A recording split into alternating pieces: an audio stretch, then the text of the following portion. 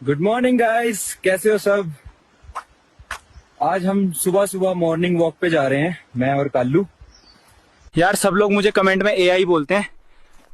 भाई मैं बंदर हूँ, तुम्हारा पूर्वज। तुम लोग मेरी ही देन हो।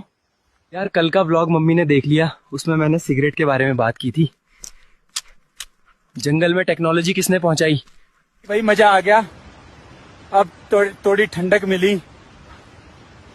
चलो अब घर चलते हैं। मम्मी को लग रहा होगा मैं सिगरेट पीने भाग गया सुबह सुबह। शिमला जब गया था वहां एक दोस्त ने पिला दी थी सिगरेट। अब साली यहाँ जंगल में मिलती नहीं। भाई देखो क्या क्या करना पड़ता है कंटेंट के लिए।